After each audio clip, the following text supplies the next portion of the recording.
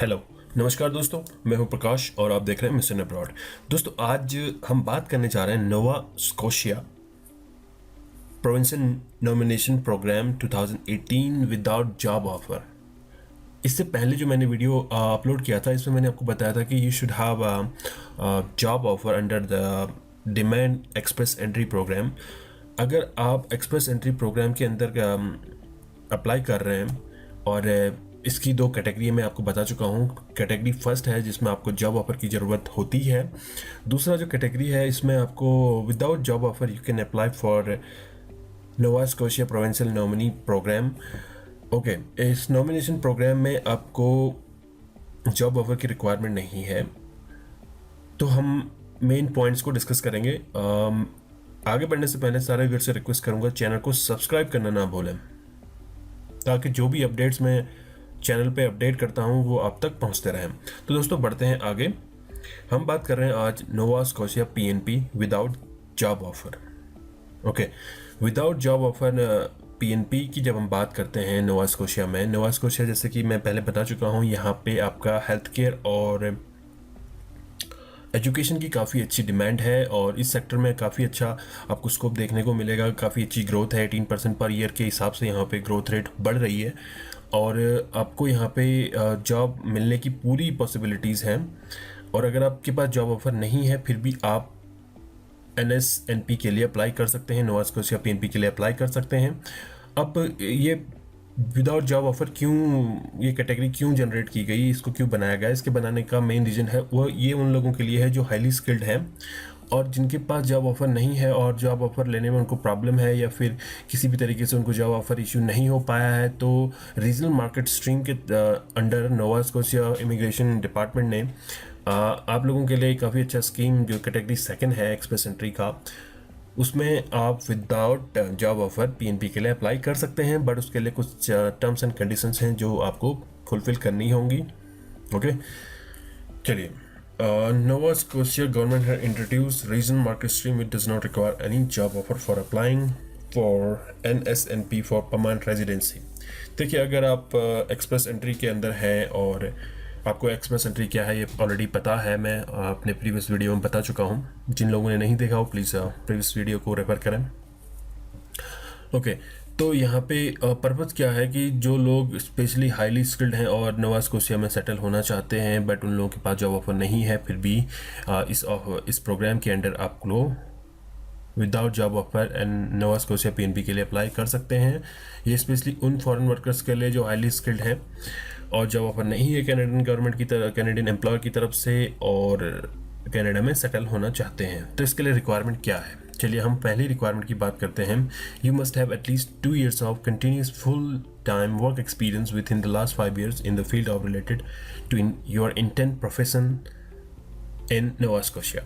अब ये इसका मतलब क्या है, इसका मतलब है कि आपके पास 2 साल का कंटिन्यूस विदाउट ब्रेक आपका एक्सपीरियंस होना चाहिए और जिस विद इन 5 year लास्ट 5 साल में आपके पास 2 साल का कंटिन्यूस वर्क एक्सपीरियंस होना चाहिए, जिसके बेसिस पे आप नोवा स्कोशिया में इमिग्रेंट होने की कोशिश कर रहे हैं। ठीक है, सपोज हम बात करते हैं अकाउंटेंट की। अगर आप अकाउंटेंट हैं, लास्ट 5 year में अगर आपने अकाउंटिंग का कोई भी जॉब किया हुआ है, कंटिन्यू 2 साल का आपका वर्क एक्सपीरियंस होना चाहिए और अकाउंटेंट बेस पे ही आप नोवा स्कोशिया में अपनी एप्लीकेशन को लगा पाएंगे। ठीक है, तो ये आप उन लोगों के लिए नहीं है जो 2 साल उन्होंने अकाउंटिंग का काम किया है, फिर 2 साल कस्टमर सर्विस में या फिर ऑफिस मैनेजर का काम किया, फिर ये उन लोगों के लिए ब्रेकेज की बात आ जाती है यहाँ पे। लेकिन सॉरी, उन लोगों के लिए अच्छा है जो कंटिन्यू एक ही सेक्टर में काम कर रहे हैं और मिनिमम आपके 2 साल का एक्सपीरियंस है, तो आप इसके लिए एलिजिबल हैं।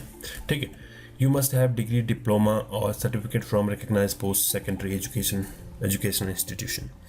ओके, आपके पास डिग्री, डिप्लोमा या फिर जैसे उन लोगों के लिए है जो अच्छा, जैसे अगर मैं नर्सिंग की बात करूं, जिसने MSc नर्सिंग की हुई, BSc नर्सिंग किया हुआ है या फिर GNM ANM का कोर्स किया हुआ, डिप्लोमा किया हुआ है और उनको सेम फील्ड में एक्सपीरियंस है, तो आप अप्लाई कर सकते हैं। और अगर आपका टीचिंग का एक्सपीरियंस है और सेम एजुकेशन है आपकी टीचिंग से रिलेटेड, जो भी आपका एक्सपीरियंस है, कंटिन्यू एक्सपीरियंस चल रहा है और जॉब एक्सपीरियंस चल रहा है, उसमें आप एलिजिबल हैं।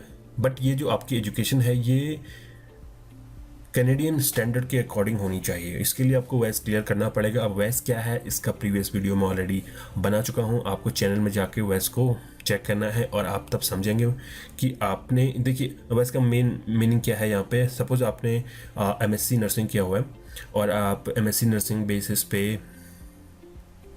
कनाडा नोवा स्कोशिया में इमिग्रेंट होने की बात करते हैं, तो आपने ये देखना है कि जो आपने एमएससी नर्सिंग इंडिया में किया हुआ है वही उसकी वैल्यू, सेम डिग्री की वैल्यू, सेम मास्टर्स की वैल्यू आपका कनाडा में एक्यूरेट है, ठीक है, आई मीन बराबर है।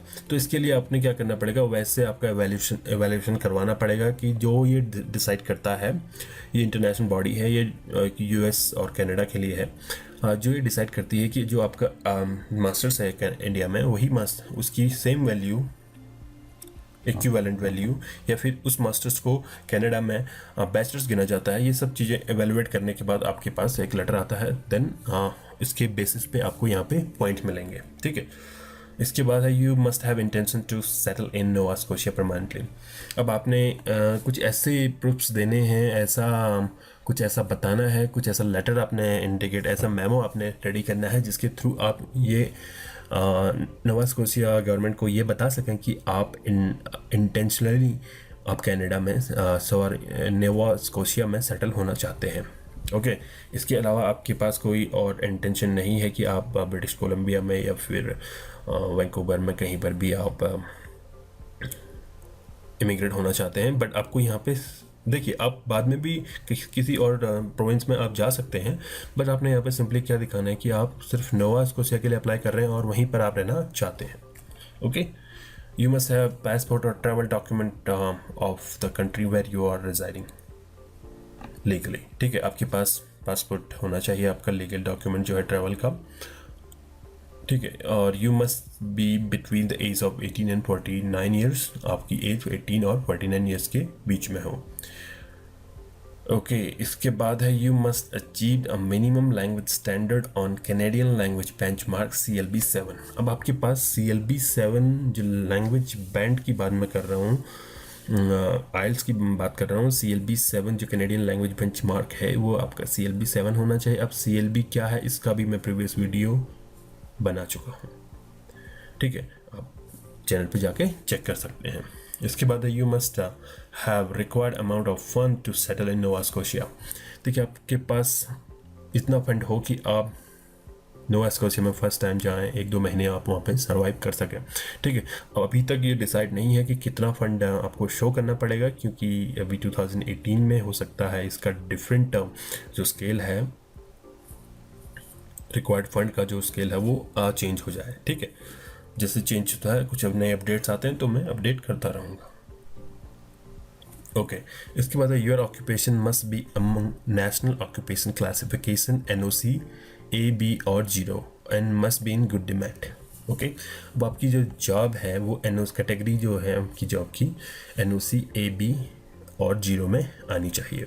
अब NOC क्या है इसका भी मैं वीडियो बना चुका हूँ, चैनल पे जाके आप चेक कर सकते हैं कैसे आपने जॉब कैटेगरी देखनी है, आपने आप किस कैटेगरी में आते हैं, A0 में आते हैं, A में आते हैं या B में आते हैं। ये उन लोगों के लिए नहीं है जो कैटेगरी C और D में है, ठीक है।